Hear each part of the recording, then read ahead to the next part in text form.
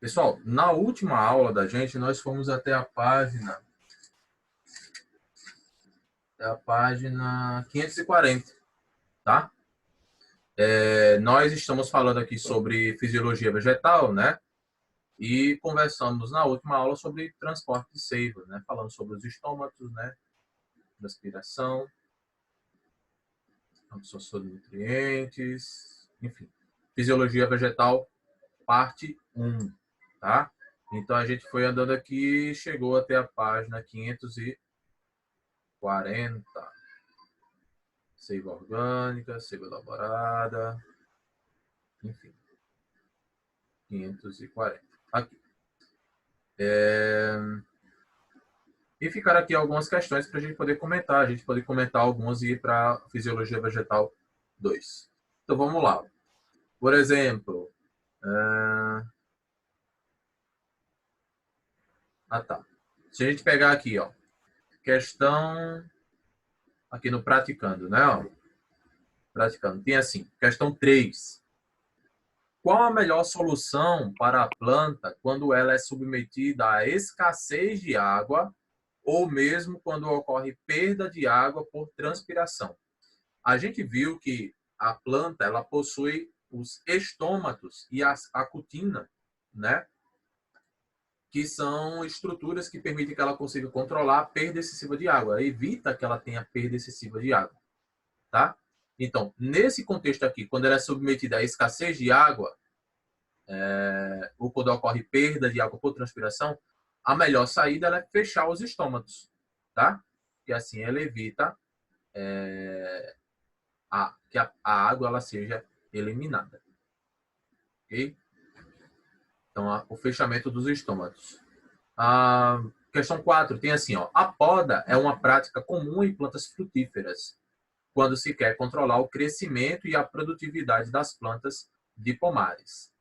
Discuta o impacto causado pela poda nos sistemas fisiológicos que envolve a participação de água nos vegetais. Quando você poda a planta, você está evitando que ela perca muita água. Ou seja, você diminui a taxa de transpiração da planta. Tá?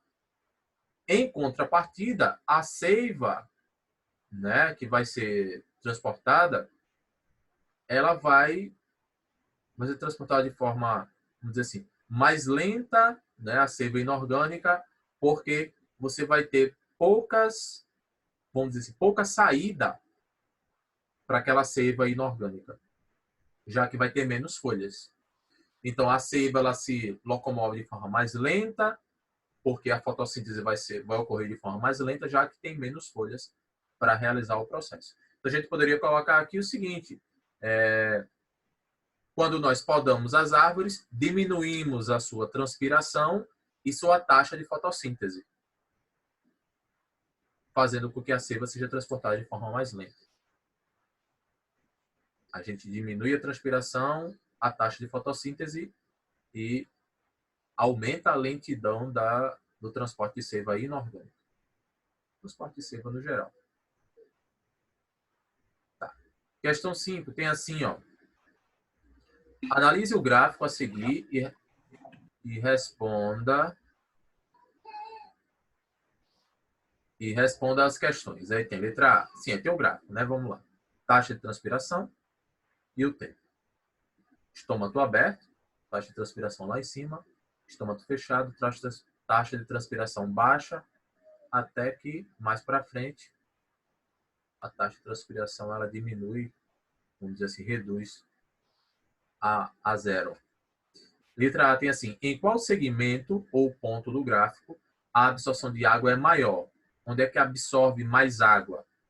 Ó, se absorve mais água, aqui, ó, no ponto A, porque o estômago está aberto.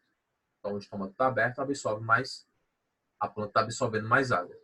Tá? Por isso que ela abre o estômago, porque está absorvendo água. Na letra B, tem assim, no segmento BC, nessa parte aqui, que processo fisiológico relacionado à perda de vapor de água está acontecendo? Ó, o estômago já está fechado, por que a transpiração ainda diminui, né?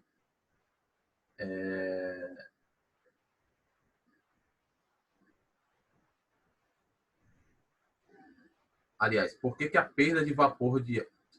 Por que a transpiração diminui? Beleza. Mas por que ainda há perda de vapor de água? Por que a planta ainda perde água se o estômago está fechado? É porque acontece a transpiração através da cutícula, tá? Porque a planta está perdendo água aqui, ó, ainda, né? Mesmo com o estômago fechado. A planta está perdendo água. Está ocorrendo transpiração através da cutícula. Na letra C, tem assim, mencione 2 razões que poderiam ter levado, no segmento AB, os estômatos a se fecharem. Diminuição de luminosidade, a gente já falou que quando chega no finalzinho da tarde, o estômago vai se fechando.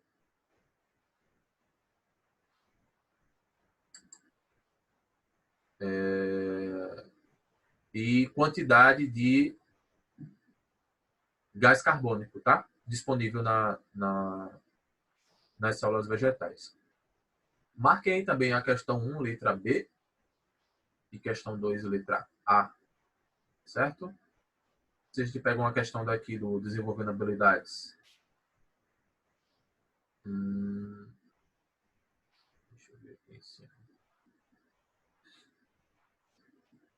A questão 3 tem assim, ó, da FAMER.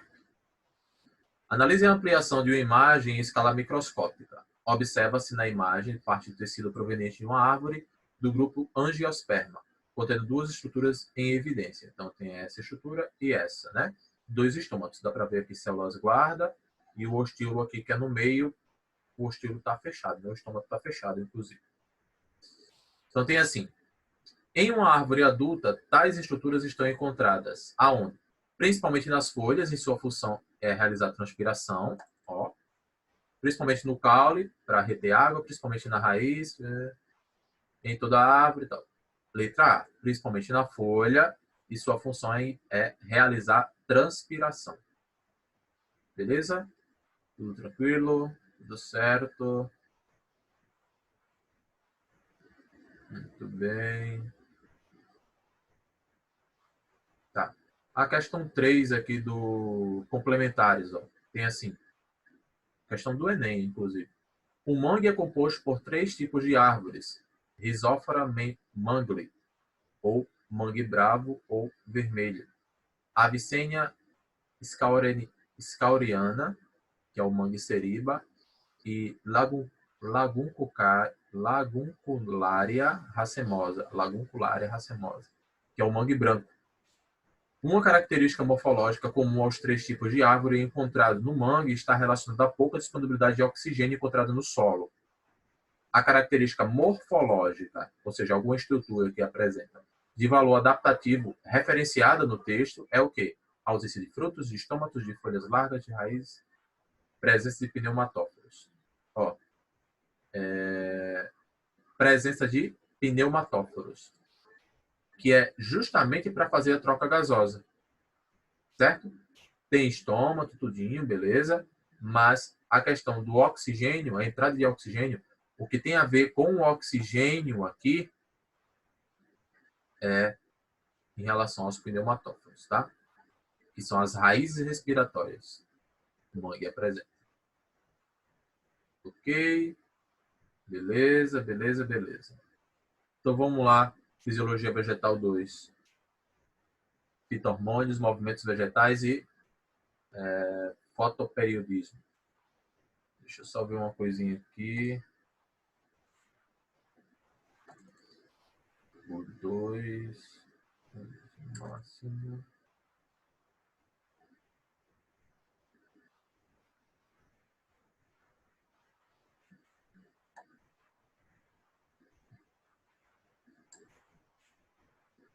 Deixa eu só ajeitar um negócio aqui. Hoje é dia 17/11.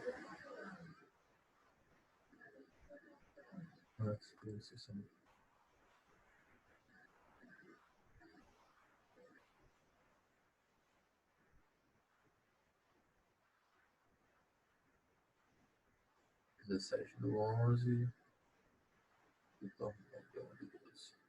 Muito bem. Então vamos lá. Olha só.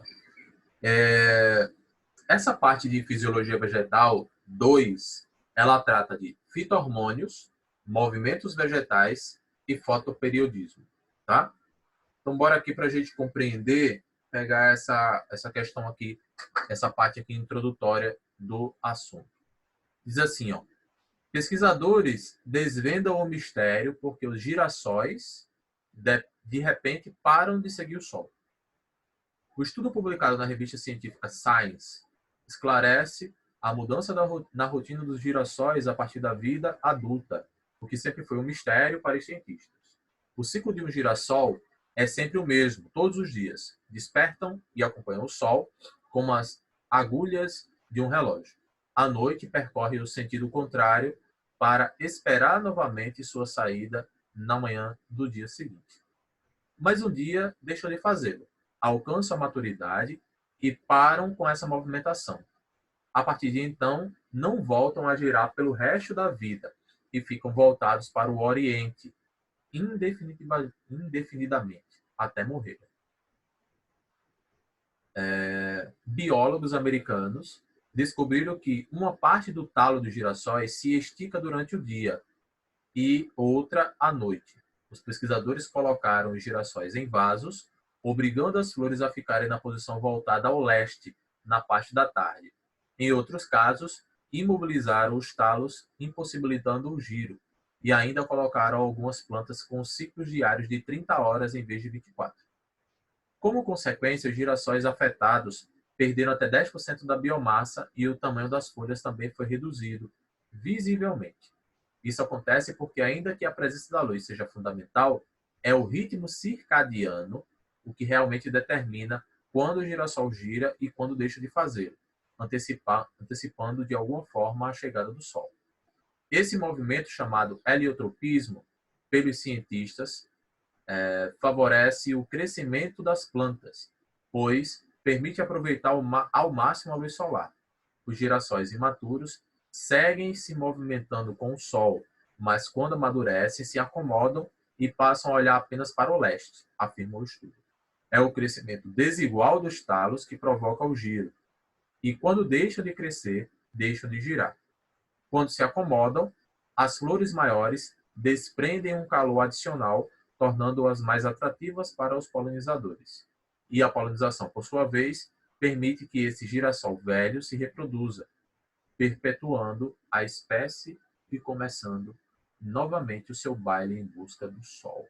Bem legal, né? Da BBC. Diz assim, ó, a primeira questão. Quais fatores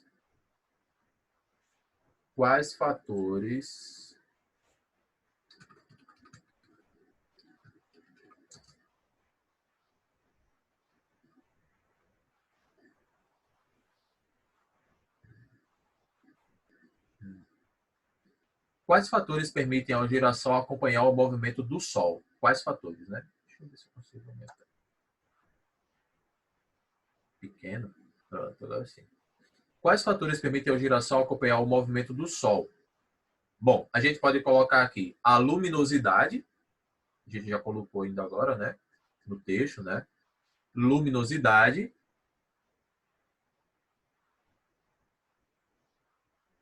O crescimento desigual dos talos, dos tecidos, né? Dos talos. O crescimento desigual dos talos e o ciclo circadiano. Tá? Isso de ciclo circadiano está relacionado a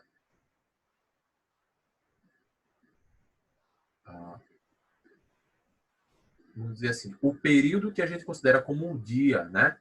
E aos fatores que colaboram para que o indivíduo funcione durante aquele dia. É o ritmo do indivíduo durante o dia, né? A gente chama de ciclo circadiano. É como se fosse é como se fosse o ciclo que permite que o organismo funcione, tá? No espaço de um dia. Então a gente poderia colocar isso: luminosidade, crescimento desigual dos talos e o ciclo circadiano. A questão 2 diz assim, ó, por que os girassóis param de girar quando atingem a maturidade? Aí, pelo que foi falado aqui, é o seguinte: esse crescimento dos talos, ele para. Porque atingiu o crescimento, portanto, não possui mais a desigualdade entre os talos. Então, a gente vai ter o seguinte: os talos, eles param de crescer e se igualam, impedindo o movimento. Seus talos param de crescer e se igualam, impedindo o movimento.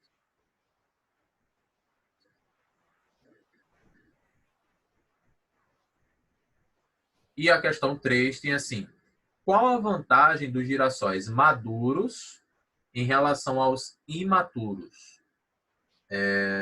Foi colocado que os girassóis maduros, eles liberam mais calor, atraindo polinizadores, facilitando a reprodução. Tá? Os girassóis maduros, eles liberam calor, atraindo polinizadores e facilitando a reprodução.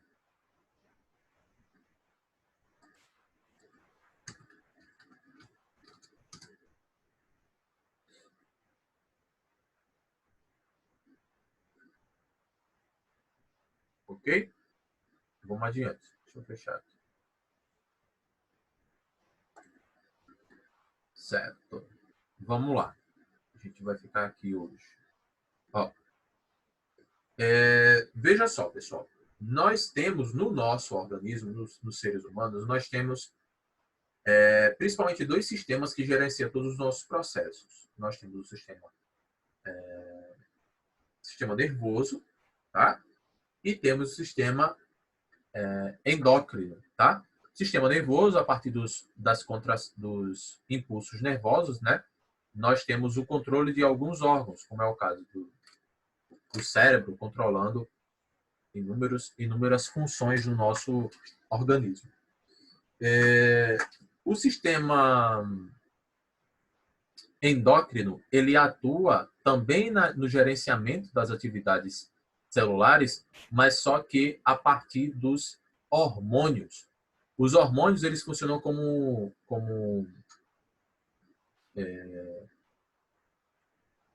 sinalizadores moleculares, sabe?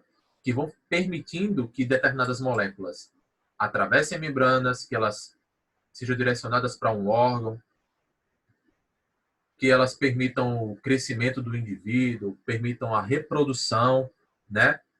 Quem é que nunca estudou algo sobre reprodução e falando sobre hormônio? Testosterona, progesterona, estrógeno, prolactina, que são hormônios humanos. Só que as plantas também têm hormônios. As plantas também exercem inúmeras funções dependentes dos hormônios.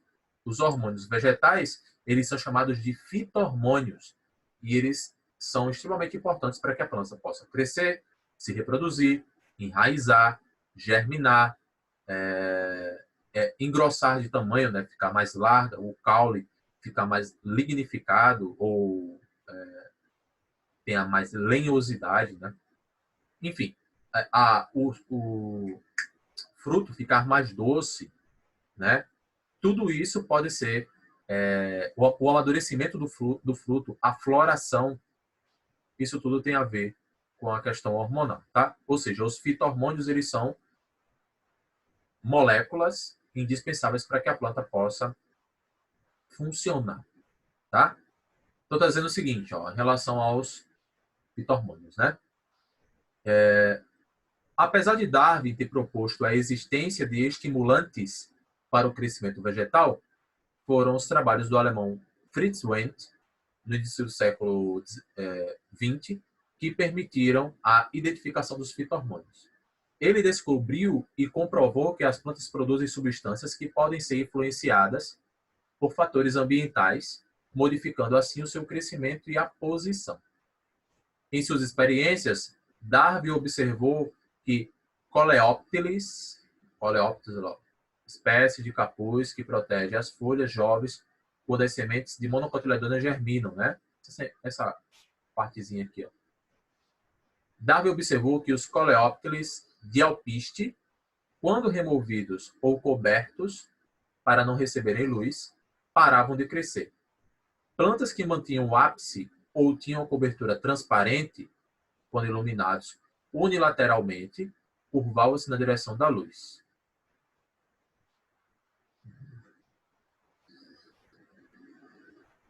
Entendi.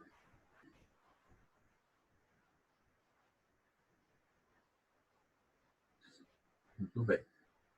Sua conclusão foi que deveria haver algum sinal, segundo ele transmissível, produzido no ápice, que seria transmitido às regiões inferiores da planta, estimulando seu crescimento. Que esse sinal seria sensível à luz, pois quando o coleóptilo era iluminado, apenas um talo apresentava curvamento em direção do foco luminoso. Tá? Então, quando tirava aqui, ó, quando você tira, você está com ele aqui, né? Você tirou, o ápice ele tem uma cobertura opaca, né? Então, quando ele é transparente, ou quando tá, a base está coberta, o talo ele se curva em direção ao Sol. Tá? Aí, Fritz... tá. Que esse sinal era sensível... tá certo. Fritz Wendt cultivou sementes de aveia e retirou de algumas plântulas a ponta do coleóptilo, observando que esses indivíduos reduziam o crescimento em comparação com os indivíduos que tinham o ápice intacto. Quando ele recolocou as extremidades cortadas nas respectivas plântulas, os coleóptilos retomaram o crescimento. Em outro experimento, ele cortou o ápice dos coleóptilos e colocou sobre blocos de agar. Quando os blocos de agar foram colocados sobre as plantas cortadas, o crescimento que estava inibido recomeçou. O Wendt refez o experimento, ele cortou o ápice dos coleóptilos, colocou sobre...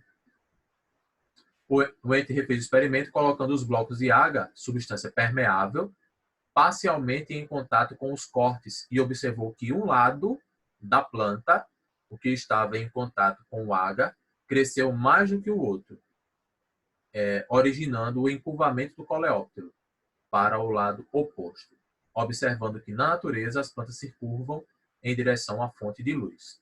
O fisiologista formulou a hipótese de que as substâncias químicas que estavam no ápice ou no bloco de agar, depois de entrar em contato com a extremidade cortada, ficavam inibidas em presença de luz.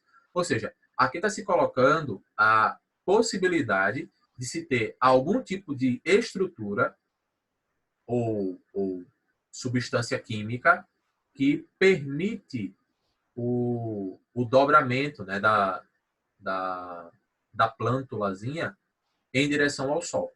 Né? Aqui, mais ou menos, o bloco de agar está fazendo mais ou menos a mesma função do coleóptilo ali em cima.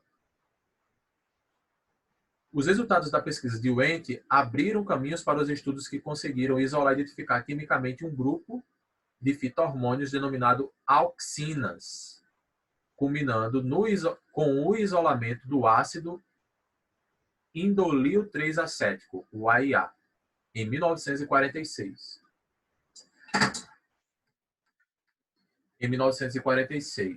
Que foi extraído de grãos de milho imaturos. A partir daí, as pesquisas vêm demonstrando que o AIA é a principal auxina encontrada nas plantas superiores. Além da auxina,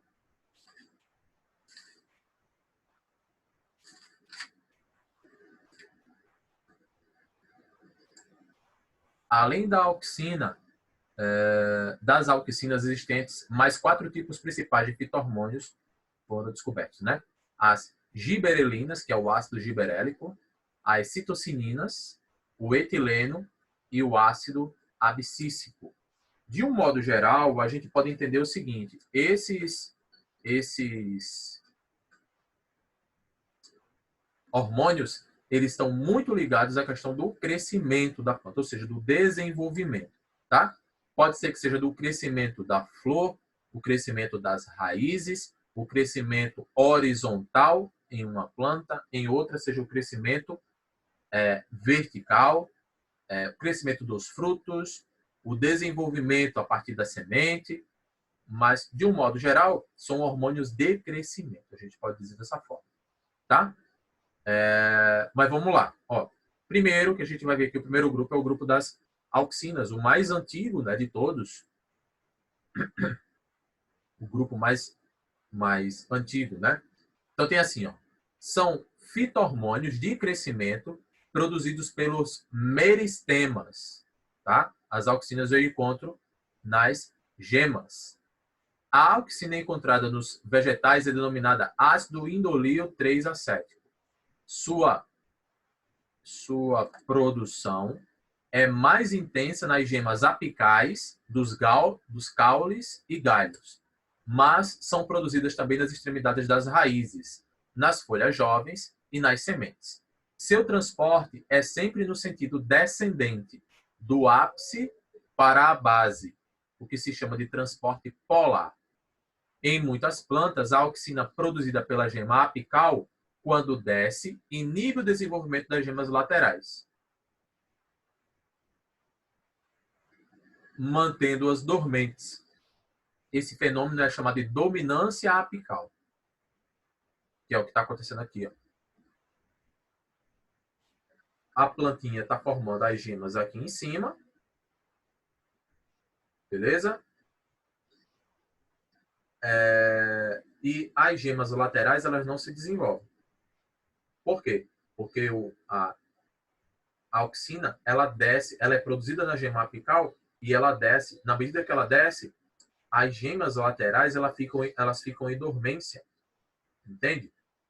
Daí, a gente chama esse fenômeno de dominância apical. O que é que se pode fazer? Remover a gema apical.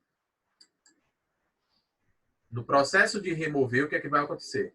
Desenvolvimento das gemas laterais aqui da planta. Então, você vai ter, quando as plantas são podadas, perdem a gema apical e ocorre a quebra da dominância apical, aumentando o número de galhos, flores e frutos da planta. Isso daqui, inclusive, é feito quando você quer que a planta produza frutos, né? Eu fiz isso daí semana passada, lá no sítio da família, né? Uns pés de laranja-cravo que não estão dando laranja-cravo, eu fui lá e podei tudo. Então, removendo a gema apical, vão formar mais galhos e mais brotinhos para formar, inclusive, os frutos, as flores, né? E os frutos, tá? É certo que vai ter que ter outros estímulos para produzir frutos. Mas esse estímulo, né, de remover a gema apical, ele é bastante eficiente, tá? Eu fiz primeiro em 2 pés de laranja, fiz numa semana, com 8 dias depois, quando eu voltei lá, estava todo coberto de folhinhas novas. Em uma semana, coisa rápida. Já quebra a dominância apical e as folhinhas jovens já vão aparecendo. Do jeito que está mostrando aqui na imagem B. Tá? Então, existe a gema, mas ela não se desenvolve por conta da auxina. Remove a gema apical, as gemas laterais vão se desenvolver. Beleza? E essa semana eu fiz com outro pé de laranja. Vamos ver como é que vai ficar esse final de semana agora. Então, basicamente é isso. Nos caules e nas raízes jovens, a auxina estimula a produção de uma enzima que quebra as ligações entre os filamentos da celulose, aqui, ó, enfraquecendo a parede celular e permitindo à célula alongar-se, enquanto absorve água. Tá? É hormônio de crescimento, a auxina? É um hormônio de crescimento por alongamento.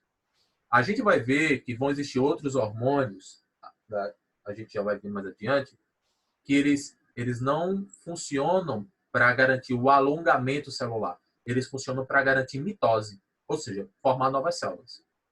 Tem hormônio que é hormônio de alongamento, tem hormônio que é hormônio para estimular a divisão celular, e tem hormônio que faz os dois processos, alonga e divide a célula.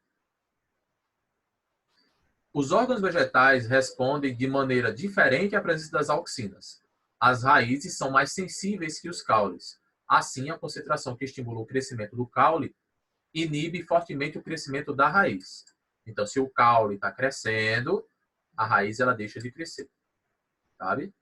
Se o caule ele começa a crescer aqui, ó, a raiz ela diminui o crescimento,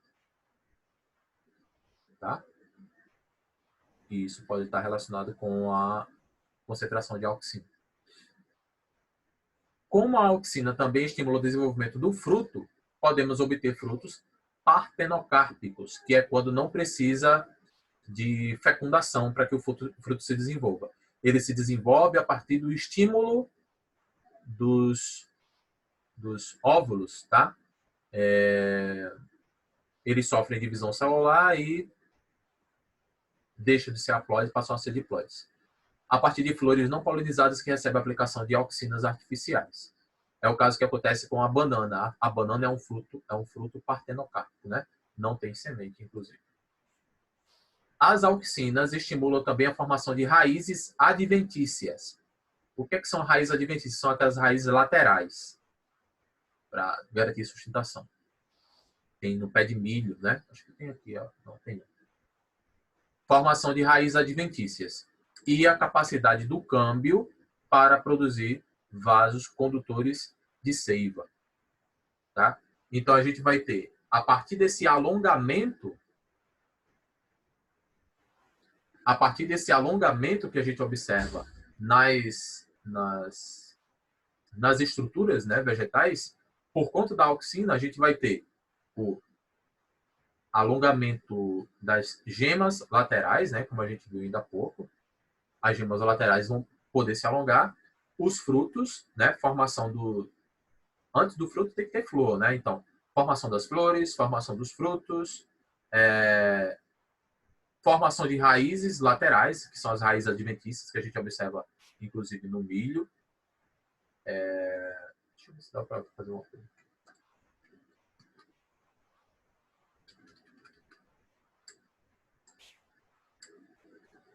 Ah, não dá para achar, não. Pensei que dava para achar, fazendo aqui a busca.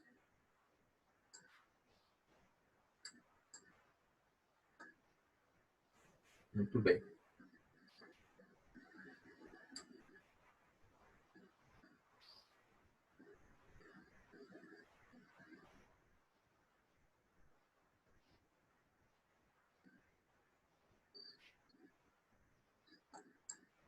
Então, formação das raízes adventícias, que são aquelas raízes mais laterais que a gente vê, que fica acima da linha do solo. Ela não entra no solo. Ela é uma raiz para sustentação mesmo.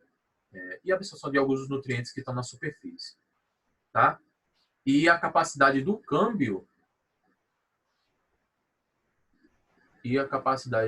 tá toda vez está dando um probleminha. E a capacidade do câmbio para produzir vasos condutores de seiva. Então, os vasos condutores eles estão relacionados também com o alongamento de células. Tá legal?